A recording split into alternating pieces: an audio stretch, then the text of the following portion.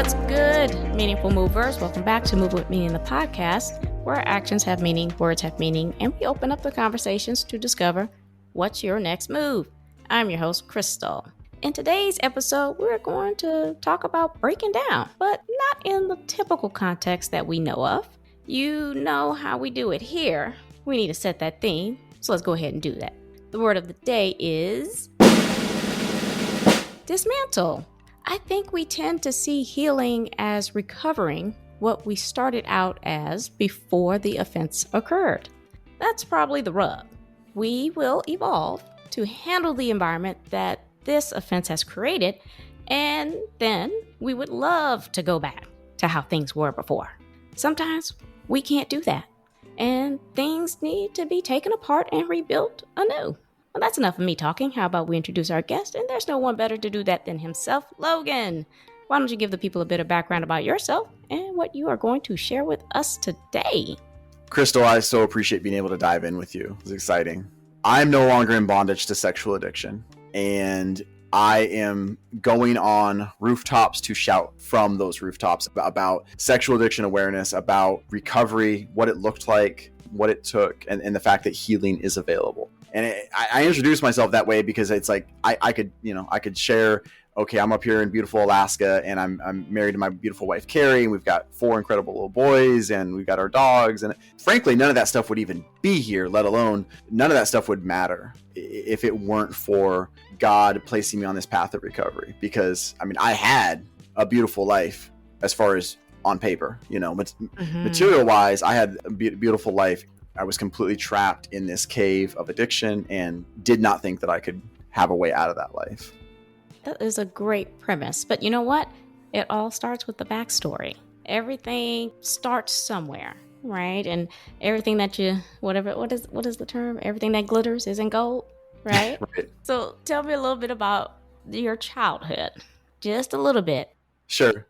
I mean, well, I'll keep it skinny and here's the thing. My childhood, like, especially if you were to interview 20 folks in addiction recovery, mm-hmm. I guarantee you I'm going to have the most boring backstory of them all. Okay. I did not have a broken home that I grew up in. I was not somebody that was surviving trauma. I was not someone that, feared for my life, feared for my safety, felt unloved, felt uncared for. Like, there's no perfect home. I had a pretty darn good home that I grew up in, raised by both my parents, baby of 5 siblings, still close to this day with all my siblings. Like, I had a great infrastructure, and yet here's the kicker. That infrastructure was given to me. I was born in that infrastructure. It's not a bad thing, mm-hmm. but it's a very different thing to be born into an infrastructure or to be given an infrastructure versus like what I have now. By God's grace and by a lot of people's love and a lot of people's help, I have built this infrastructure.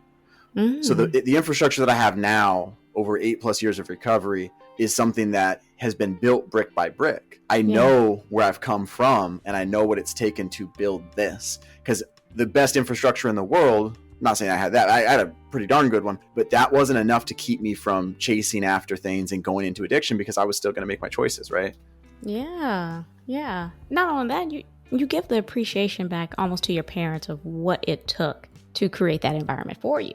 Yeah. And then you come back and think about it, and it's kind of the same way as we're building that to protect our kids or our family, like to protect them from this. Yeah. And that's okay. That's okay because, like you said, we have to learn and we have to grow and we go in our own ways. How did things start and then it intensified for you, right? And then this is probably one of those things where I'm exploring something, find something I probably shouldn't have, but whoa, it's intriguing.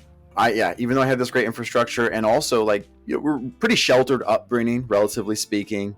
Plus, I mean, I'm younger than some, older than some, but I grew up in the 90s. Like, there were no smart devices, right? The internet existed, but it wasn't the internet that we had now, both in terms of content, but also in terms of access, right? Yeah. My introduction to sexual addiction, my introduction to porn was not actual pornography by any definition if we think about content, but by intent, It was. And what I mean by that is maybe around like 9 years old, I found that in the middle of the annual Christmas JCPenney giant catalogs, I could find pictures of women in bikini and lingerie. So by any definition that you and I would look up, that's not pornography, right? But for me, that was my introduction to it, because that was the first time I was sexually objectifying pictures of women.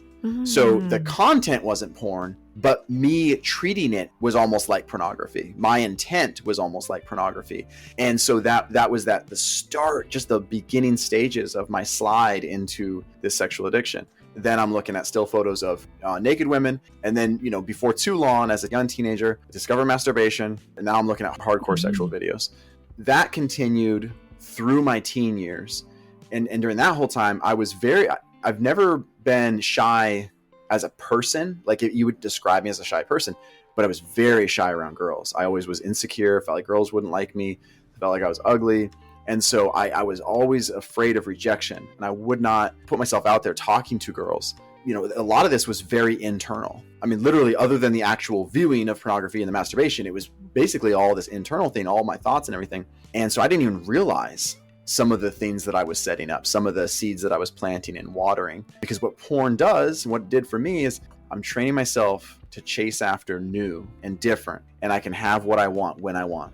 I can pick and choose the type of woman, what she's doing, what she looks like, hair color, ethnicity, all these different things. Like, that's what porn is, right? And so I'm training myself I can just take and pick and create my artificial thing. And that's, so much of this, it's not about even the sexual acts, it's the dopamine hits, right? It's that stimulant. Yeah. And so I'm chasing after the most artificial thing, which can give me such a strong high. Didn't know any of this at that point. Didn't know any of this, honestly, until recovery. But those muscles that I was exercising, once I was a little bit older, 18, 19 especially, now I'm starting to exercise these muscles with women in real life. And I'm flirting and I'm seeking attention, and I'm seeing what kind of attention I can get.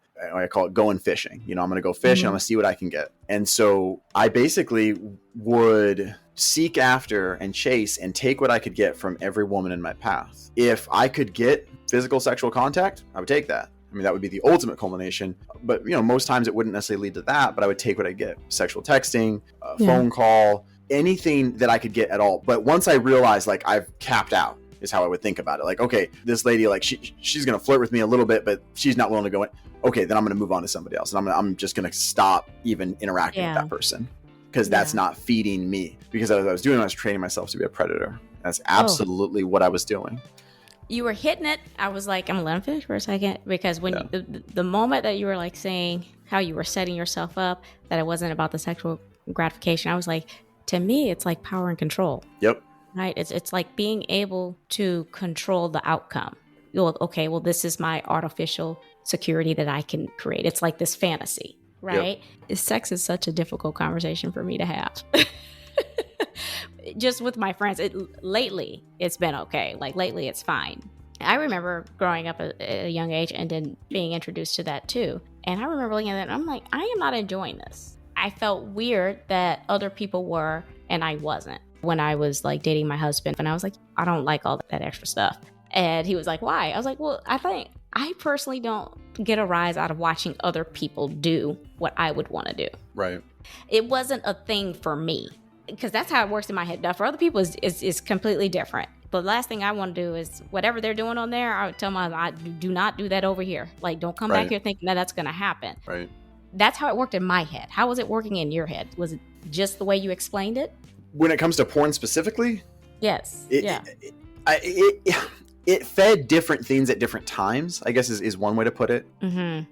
Because at first, when I'm 15 years old, porn at that point was... I don't remember the name, but like Pinocchio goes to like the Forbidden Island or whatever, right? Like the island where it's just like all pleasure island. Porn was that at that point, because I'd never had sexual contact with a girl. This was like this whole world of forbidden fruit. Mm-hmm. So it absolutely was feeding all sorts of highs, and I was getting all sorts of chemical hits, happening inside my body and all these things. Now, by the time I was 21, 22, I'm married. I got kids. Porn was like a maintenance drug.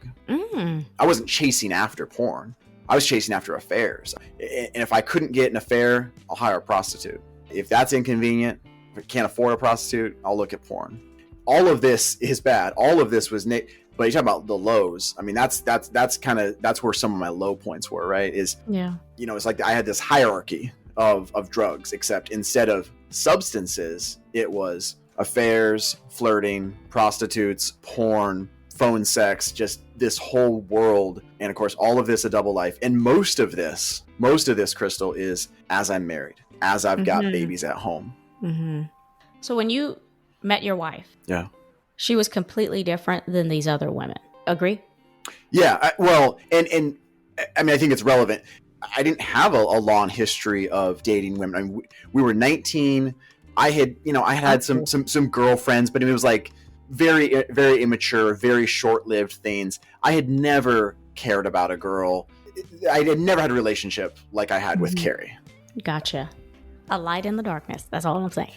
Now that you're at that point where you're kind of like, okay, I'm chasing the maintenance. Yeah. What happened was going on in your mind? Were you thinking, I'm hurting this woman? I love her more than anything. I've never felt like this about anyone. Was hurting her ever a situation that popped up in your head? Did that come up when you were seeking these things? Did that ever pop up, or was it just completely one-liner? So you're asking, did it pop into my head that I'm hurting this woman that I love and how much I'm hurting her? Yeah. Absolutely. And yet it was not enough to keep me from doing it.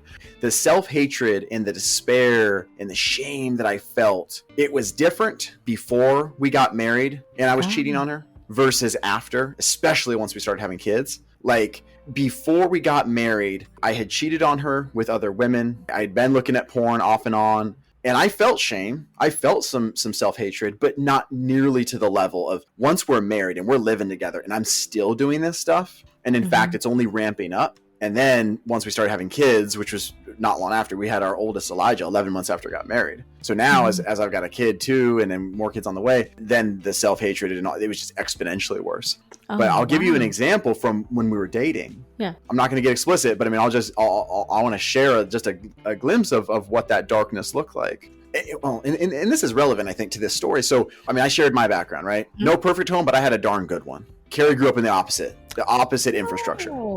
She came from brokenness. She came from chaos. I came from a wonderful infrastructure. And so our infrastructure started out like this and our trajectories were opposite. She's trying to seek a healthy infrastructure. I'm like actively seeking to be unhealthier. We met at about the same point. Okay. But our trajectories could not be more opposite, Krystal. So we're dating. That's where our trajectories are. That's where our infrastructures were starting out, right? And so she is still trying to figure out what a healthy relationship even looks like. And I'm doing all this stuff and I'm hanging out with my buddy. We start drinking. We called a girl over and I am starting to try to do things over here at my buddy's house. Yeah. And Carrie calls me. I didn't answer and I listened to her voicemail and she had gotten into an argument with a family member and she was having a really hard time. And she's bawling. I mean, this is 15 years ago. I don't remember verbatim what she was saying, but basically like she's hurting. She has no clue what I'm doing, but she's hurting. She's crying. And on one hand, did I care about Carrie? Yes. I love her. Yes. And yet I literally I'm like, I don't want to deal with this because I'm trying to do this over here. As time went on, as we got married, as we had that juxtaposition of I did care about her. I did love her. And yet I'm doing all this stuff over here. That only got worse. It only got more common. It only got more extreme. Yeah. So I think at that point, it was like you were giving yourself permission. I did it once. I was able to hide it, keep going. And then now, whenever it comes up again, just like you said, it just magnified. It continued. Yeah. It's just like that door just creaked open. You slipped through it. And yeah, I totally understand what you're saying. 100%. So if we're talking about this, right, and it got progressively worse, okay, she found out. She had to have found out. Right. So what happened when she found out? The only thing Carrie knew for the first couple years, essentially, of our relationship, so while we were dating, engaged, and then the first 6 months of our marriage, was that I struggled with pornography. I told her when we first started dating that I struggled with pornography. And at that point, especially considering what my awareness was, where things were at inside my mind and my muscle memory. When we first started dating, that was an honest answer. Because at that point, I hadn't started doing these things with other women. I'd never cheated on someone. I hadn't really even been in a position to really cheat on someone. I had these very short-lived, very immature relationships. Then didn't confess any of these sexual affairs with other women. 6 months after we got married, I was feeling so much shame and just this whole like consuming burden. So I told her. I wrote her a letter and I confessed that I had had these affairs. I did believe on some level that I truly wasn't going to do it again. Looking back on it, of course, hindsight, I didn't change my infrastructure. I didn't change how I was living life. I just decided, I feel really bad. I'm not going to do it anymore. And so it was not a letter that led to repentance. It was a confession to feel better, essentially. So why did you choose to write her a letter instead of like tell her? Well, so I wrote her a letter and then I delivered it to, like, I came home. Yeah. To be honest, it felt like, and I'm not going to pretend that I remember like every single thought and motivation. I think there were some good motivations. It felt like it was the best way to make sure that I told the truth. I don't even remember how much of the truth I told. My motivation was to truly share this with her. So it's a good way to make sure that I told her the truth and didn't chicken out, right? Like once I wrote the letter, I knew I wasn't going to not give it to her. Okay. And then just kind of make sure that it's all there. And I'm not going to talk a bunch of fluff. Okay. I didn't know if it was like, I'm scared to look at her and say this, or if the form of communication was the best way, like just like we said, where I could convey everything that. Right. I'm not going to pretend that there definitely wasn't fear and selfishness. There probably was. I don't remember that being a primary motivation, because during all this time, again, it wasn't like this. And sometimes I have to even remind myself that it wasn't this black and white. Like, I used to be a terrible person and now I'm a great person. I used to be awful and now I'm healthy. Like, there were sections of me, there were parts of me that absolutely had healthy motivations, that absolutely wanted to be a good dad and a good husband and love my family. Those parts were interspersed between a lot of terrible, unhealthy parts and a lot of secrecy and all this. And of course, now, like, am I progressively a lot healthier? But I still struggle in different areas, and I'm not perfect. The difference is, of course, now I'm not living in secrets. I'm not living in shame. If I do something wrong, I share it and I work on it, I own it. But in terms of my motivations, then there likely were some selfish motivations that I don't remember. But I think it was generally for a good reason in a sense, although, it was without changed behavior, it wasn't going to lead to repentance. So she took that letter and forgave you, right? She forgave me. I mean, she was, of course, heartbroken and shocked, but forgave me and took me at my word that I'm so sorry. And I don't even remember what I said in terms of basically, never do it again or whatever, but took me at my word. And unfortunately, that was not the case. I continued to have multiple affairs for the next several years.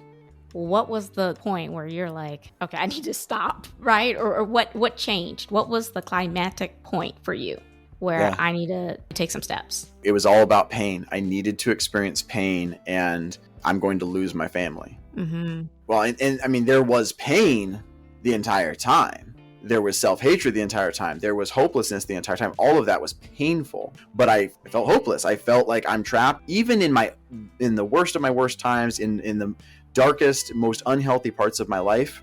I mean, I never blamed addiction. I never blamed, I have an addictive personality. I've made these choices. I've done this crap. But I also felt like I don't know how to not do this. Like this has become my MO. This is how, again, I my level of awareness was not nearly, where it is now. But even then, I think I started to understand, like, when I interact with women, this is how I interact with women. I flirt with them and I seek this attention. I do it. And of course I had no boundaries. I had no accountability. And so I felt like I'm trapped in this cave where I'm just going to keep cheating on her. I'm just going to keep doing it. And I hate that's going to happen, but there's no way that that's not going to just be my future. I remember running through like scenarios. Like, I wonder how old my kids will be before they're completely out of my life. Like, will they become adults? And like, I'll actually be in their life as kids, but then they'll become adults, and then pretty quickly they'll probably realize what happened, and then they'll shut me out, and I'll never see my grandkids. Like, maybe that'll happen. Maybe Carrie will leave me, and then I wonder how old that they'll be when Carrie leaves me. I wonder how long I have. Like, it was this. Wow. It was like I was a cancer patient who you told me I have 2 to 4 years. It was this inevitable hopelessness. Like, I know this will happen. I know I will lose my family. I wonder if I'll have a couple years or several years, but I know I'll lose them. Gosh. And of course, we're talking about this right now. It's like, well, of course I could have made different changes, right? I could have made different choices. I didn't feel like I could because this stuff had just become so almost automatic, not completely automatic. And that's the beauty of recovery, is learning how to make healthy changes, how to build new muscle memory, but it felt automatic. So it's a really long way of saying the change did not start to happen until I got an ultimatum from Carrie. She gave me an ultimatum in 2015. She said, all right, if you don't make some serious changes, if you don't get help, then you will lose me and you'll lose the kids. I'm going to leave. And I believed her. I knew that she meant that. Yeah. That was the summer of 2015. I got sober when I got into a voluntary house arrest, super intense recovery program the next year. I got sober May 19th, 2016. So there's almost a year between ultimatum and sobriety. So it wasn't like a switch flipped and I just became a healthy person, but I did start to do things differently. I started to reach out. I started to go to recovery groups. I started to try to do things differently. And all of that is very weak verbiage, but it's accurate verbiage. I did a lot of checking the boxes, a lot of bare minimums. And when I share this part of the story, I always try to remind people the way I approached recovery, the way Carrie responded to that after she gave me the ultimatum. Like, this is descriptive of what happened. It's not necessarily prescriptive of what you should be doing. Because, I've been asked, like, well, why didn't she leave you? Like, I didn't have another sexual affair. I still went back to pornography multiple times, still put myself in really stupid stupid situations where honestly, it's by God's grace that I didn't have another sexual affair, because I put myself in terrible situations multiple times. She did start to see that I was trying to do some things differently. She started to see that I'm at least trying some resources, even though, it took going to a few different groups. It took some different attempts, basically, in various ways. And the group that helped me build traction was the only group I went to where there was true hope. At least for people that had been in my shoes. I remember going to a Celebrate Recovery, and I'd seen people that, okay, this guy was an alcoholic, this girl was a drug addict, and their lives are different. But I was addicted to pornography, I was addicted to affairs, hiring prostitutes, like this whole way of living. Like, I think maybe it's different for me. Maybe I don't have hope. Yeah. A man named Rick introduced me to a group called Prodigals, which is it's a Christ-based 12-step group specifically for sexual addiction. I didn't even think that existed. I was about to say the same thing. And then I got to meet multiple guys who had basically my story, who had 5 years, 10 years, 15 years in some cases of healthy living. These were just healthy, raw, genuine dudes who you would meet, you would talk to. You would never think that they'd done the things that they'd done in the past. And most of these guys had restored marriages. Not all, because obviously it takes two, right? And, in some cases, their wives had totally justifiably been like, yeah, that's cool, you're going to recovery, but I'm out.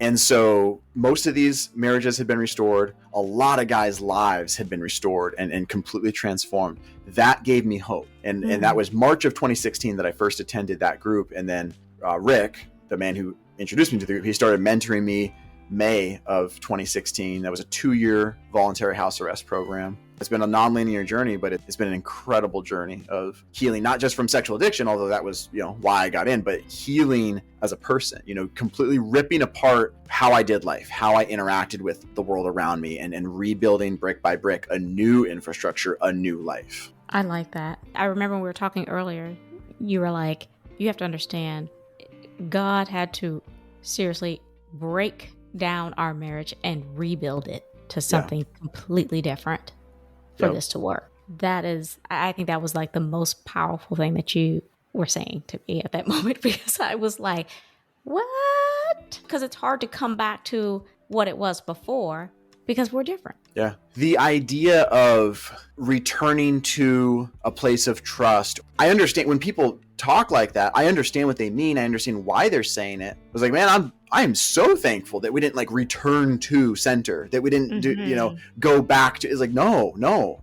The ways that we interacted with each other, the ways that Carrie learned to trust, the ways that we communicated, the ways that I interacted with the world around me, all of that got shattered. All of that got ripped down to the studs and then, rebuilt. And that was the only way for true healing. It couldn't be that just, okay, I'm going to stop doing this behavior. I'm going to stop doing this thing and then we'll heal. No, all of this infrastructure had to get ripped away. I like that. I truly like that. And you know what else? What I was thinking about this? You hear the love conquers all. Right. That is truly put to the test here for sure. Because I mean, I'm just looking at it and just even in my own personal relationship, I was like, no, it doesn't. Because you could do so much to someone and drain them from that to the point where it's like, here it is. It is that ultimatum. And let's just say we did separate. I'm going to still love you. But these things have to be fixed before we can move forward on that.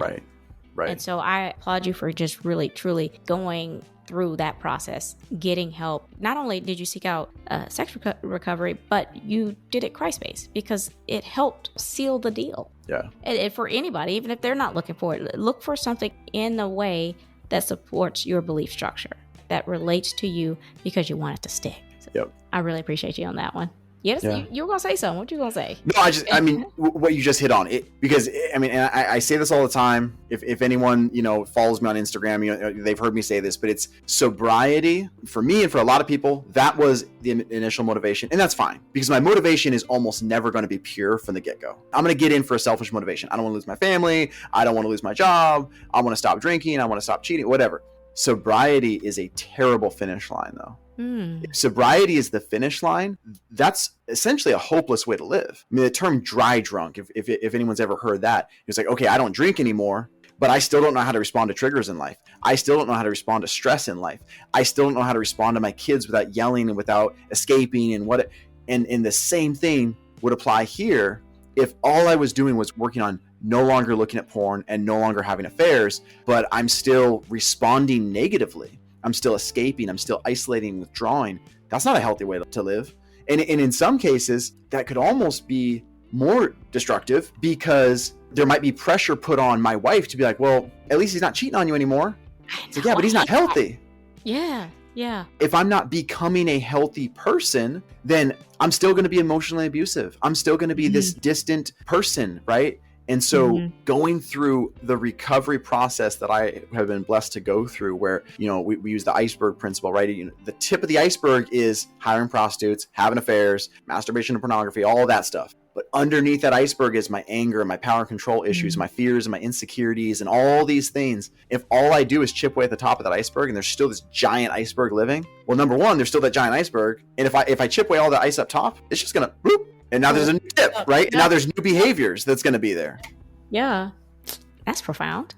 Thank you. This has been a great conversation. I mean, I almost hate to ask because I kind of feel like you were just dropping them all the way through. But do you have any golden nuggets you want to add some ketchup just to recap? The number one thing in general that I want sometimes I feel led to say something else, but usually the number one thing I want people to take away is this, is that no matter how far I have gone, if I am somebody that struggled with an addiction, if I am the perpetrator, right? Like if I am that person, no matter how far I've gone, or no matter how far someone else has hurt me, if I have been broken, if I have been hurt, if I've been traumatized, there is no point at which I have hurt someone else or I have been hurt that I cannot experience healing. Now, that doesn't mean that natural consequences don't come into effect. One of my closest brothers in recovery is a guy that went to prison for his crime. I've been blessed to know somebody, this is actually somebody outside of recovery, but somebody that I've gotten to know for the last several years that has experienced some of the worst, most evil trauma, some of the most evil pain that anyone can suffer at the hands of another human. Like, I don't say that lightly. The stuff that this person has endured is the kind of stuff, if it was in a horror movie, it would get cut because it's too extreme. This person has sought out healing.